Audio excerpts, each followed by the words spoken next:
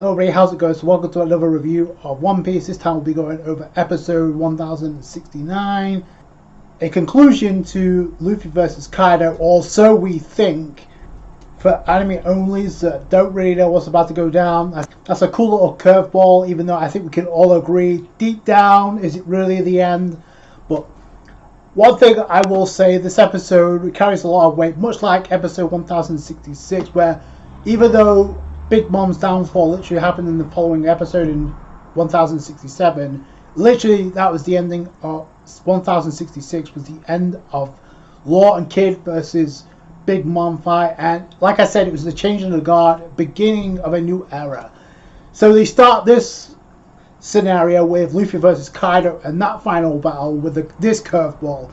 So this episode was much like the Big Mom versus Kid and Law, a very significant episode, a significant moment. It's not because of the ending of this fight, it's not because of how well the animation was. The ending part of this episode is really why I want to dive into this. But that's not the reason why this is such an impactful episode. It's because it's the build-up. So like you see like the tension building, like the world government's freaking out about the possibility of Luffy overcoming Kaido and them doing everything they can to like shift the momentum in their favor. We start off with the episode with Raizo and Fukurakuju, and I'm pretty sure we have the same scene that we saw in the previous episode with the paralysis jutsu standoff finally coming to an end, with both of them taking the heat. Obviously Fukurakuju couldn't handle that. It's a throwback to Odin because of the boiling oil, by the way, for an hour, holding the scabbards. So it's kind of cool in that regard that Raizo does that, but more importantly, this fight comes to an end. Obviously, they're playing for time at the beginning of this episode. Like the pacing kind of like drags on a little bit, especially with Raizo like comedically like running around because he's on fire. It's like acting tough, but as soon as the fight ends, he's like rolling around like an idiot. But then Jinbei shows up and actually offers to help out, and then Raizo kind of like asks Jinbei a favor. We get to that. We also go to Guernica, the CP0 agent, who's been given his orders, and now that Maha has been taken down by Izo, obviously it was a double kill because not only did Izo die, which, by the way, these past few episodes, like with Big Mom, you can make your arguments whether or not she's gonna make a return. Although, to be honest, if she does return, she's gonna take a new form in a lump of charcoal on the old bath. Like, really? Like, it seems, like I said, it seems to me like the anime made it seem like Big Mom was done for good. They literally made it a point to highlight just how much damage Izo had been taking up until the final attack they unleashed on Maha. But then Guernica gets his orders to because now they're worried about aka the Goma Goma no Mi awakening. So keep that in the back of your mind because that's going to be very important. But before he has the chance to dot off, in comes Drake out of nowhere, like, gotcha bitch, stabs him. And this is kind of interesting because Guernica pretty much asks Drake, why are you doing this? And Drake responds, because it's the right thing to do. And then you really got to pay close attention. Like, Guernica responds, he's like, oh, I envy you. So that's really interesting, like a member of CP0 would say something like that. But unfortunately Guernica uses Saru, or Shave, to teleport and uses Finger Pistol to take out X-Drake in its hybrid form. And they do also go to the Flower Capital, to where Toko is literally about to send her wishes into the sky. So that's the reason why they're highlighting that is because it's going to coincide with the climactic battle, the ending to the climactic battle between Luffy and Kaido. That's why they're highlighting it so much, because it's going to play a role. Then we go to the top of Onigashima, to where Luffy is continuing his assault with Hydra. And I love the attention to detail here, where Luffy, even though he's inflicting punches with using Hydra in Gear 4 Snake Man, you can see how taxing this is and how exhausted Luffy is becoming by unleashing this technique. So they really played a huge role on showcasing just how much energy Luffy was losing with every attack. Like, every second was crucial, and I like that. So he continued to pummel Kaido, and Kaido was having a hard time. And Luffy tries to follow out with King Cobra, attack Kaido, but Kaido deflects that attack with his mace, and we get a hockey clash. And then Kaido says some pretty frightening and frightening dialogue, which you can take as foreshadowing, especially if you read the manga. So he literally says, after this attack, so don't think you're the only one who can predict what's coming. And then he proceeds to like go into his dragon form, and then as Luffy's using his Hydra again, Kaido is dodging every single hit. After avoiding Luffy's Hydra again, he comes in and actually eats Luffy. He actually chews on him and then spits him out, only to unleash Blast Breath that sends him straight through the top of the skull of Onigashima, down to the top performance floor, through the ground, underneath the bottom of Onigashima. He's literally about to fall to the ocean again. So that's the scale of the attack. So that was actually really cool. Look, you see everybody else looking on. Chopper makes the comment, "Oh, I thought I saw Luffy within that attack." So sailing down, he's about to go into the ocean, but then he morphs from Snake Man into Bounce Man within this attack, and actually uses that to escape, and then uses that to like bounce back up and actually dart towards Kaido again. So that's actually really cool. But then Luffy realizes this. Yeah, I need to end this now. It's not down yet. So he goes charging in, and all you see is Kaido back in his hybrid form. This is where the episode really picked up for me, because this is where you see the shading of Kaido and the look on his face is within this episode where Kaido looks like he's having the time of his life. So then while Luffy's coming charging in, Kaido actually uses this opportunity to go and unleash, use an upgrade of the Thunder Bagua. In this case, it's Thunder Bellow Bagua. Which the difference is, like Kaido, we usually use Thunder Bagua in his Oni form, but this is in his hybrid form, which is a much stronger attack, which connects with Luffy, by the way. So Luffy's about to attack the ground and hits Luffy. You see Luffy coughing up blood this time and actually gets smashed into the wall, similar to the first fight. But the only difference here is Luffy isn't KO'd; he's not knocked out by this attack. So that speaks to the toughness of Luffy when you compare it to the first fight. So that's actually really cool, even though technically speaking he's already been knocked out 3 times by Kaido already. And spoiler alert, it's not the last time. So he gets sent crashing into the wall. He gets sent crashing through the wall, and this is actually another interesting detail. Like I said, the attention to detail of like Luffy's desperation to end this fight now, because he knows he's going to time out, and if he times out, he's not going to last much longer. So he's going to use every bit of energy he has, which is why after this attack, and he's not KO'd, you see the Gear 4 steam, and he tries to like eat it or inhale it so he doesn't lose, so he regains some energy to like go in for his final attack. So this exchange here, the sequence of the episode, is where the animation really kicked in for me personally, and where the episode really went into high gear and built up. And the build-up was insane for what's about to come. The ending of this episode would be shocking if I didn't already know what's about to happen.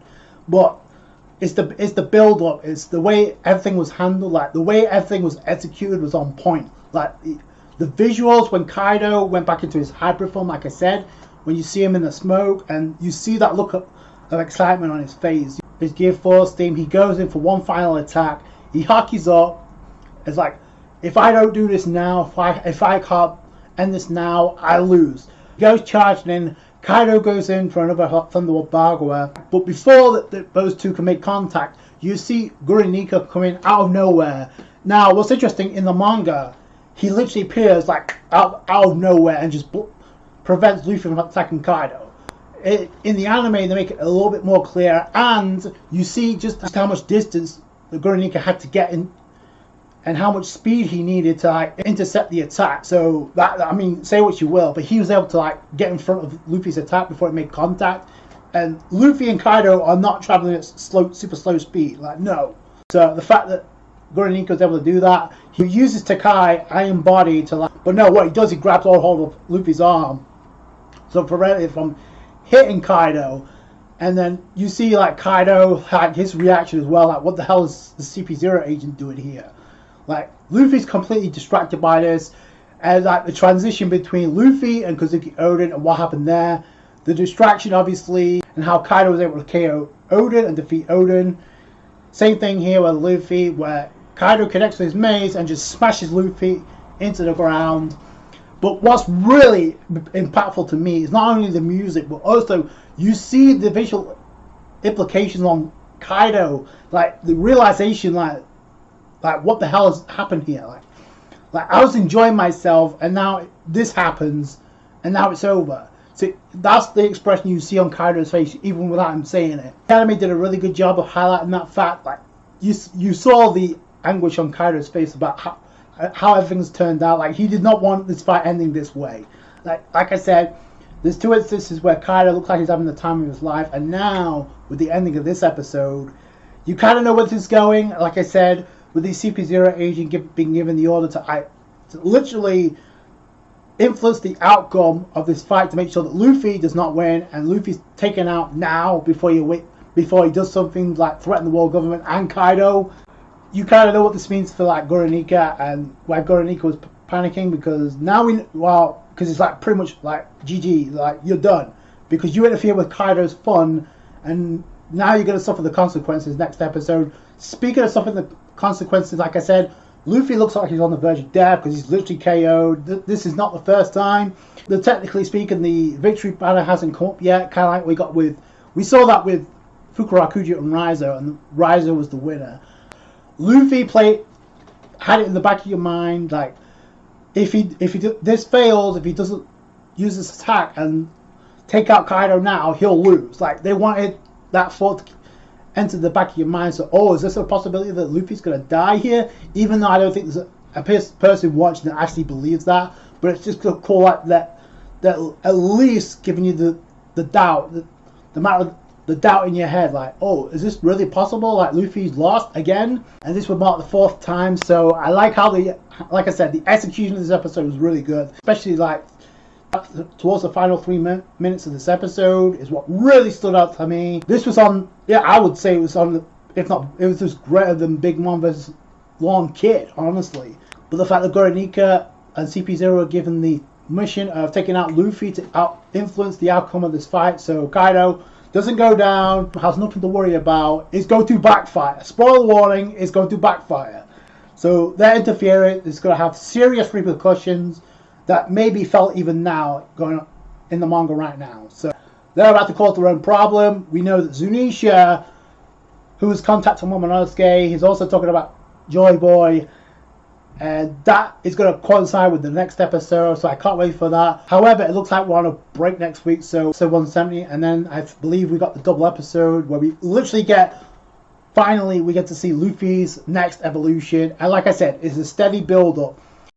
By the way, speaking of the rumoured 2-part episode, the double episode that we may have coming in August, I don't know about anybody else, but the art and animation, especially when it went into high gear with the final clash between Kaido and Luffy, you see Luffy in Gear 4 go right in. The animation and the detail, like episode 1062 was amazing, don't get me wrong, but there's something about this episode, and like I said, speaking of the 2-part episode that we may have coming in August, does anybody else got the same vibe when we saw Luffy and Kaido about to charge in, and you got that Goku versus Jiren vibe, like Goku and charging right in Jiren's face? I got those exact same vibes when we saw Luffy and Kaido exchange, and you see, like I said, you see Luffy charge up in Gear 4, attacking, going in with Kangan. You see Kaido about to deliver Thunder Bargo, but you see the aura of a dragon as Kaido's charging in. It was some of the best art and animation I've seen, maybe in this fight since episode 1015, because that episode was on a whole other scale, but it just kicked in out of nowhere, and it got you really amped up. Like every frame you see Kaido looking more and more menacing, and look like he's having the time in his life. Luffy looks like he's about to, it's do or die. Like he's charging in. Like I said, they both go face to face before they clash. I love the background where they deliver the final clash of this phase of the fight, because you have the cyclone background. I really thought that was a cool little touch there. But yeah, it definitely gave me Goku versus Jiren vibes. So if this is what we got now in episode 1069, you could only imagine what we're going to get when we get finally Luffy's next evolution revealed in the anime. Holy God, that's gonna be some epic moment for sure. Like, it may be that Dragon Ball Z Goku Super Saiyan vibes. Like, if this is what they have to offer now with this sort of style of animation, granted this was not a perfect episode by any means, but it was good for what it was. They nailed it out of the park, and it made it feel like a big deal, because it was a big deal. And it's a big moment. Like I said, that was the intent of this episode. That was the purpose of like having Luffy state, if I don't do this now, I'll lose. Like I said, really good episode, and now the build up, and now we wait. So what could be one of the greatest moments in One Piece, possibly. We'll have to wait and see. So those are my thoughts. Please tell me yours in the comments below. That's going to do it for you guys. Thank you so much for watching. Like the review if you did it, thumbs up. I appreciate that. Subscribe to the channel for more One Piece. I appreciate all you guys' support. Thank you guys for watching. Bye.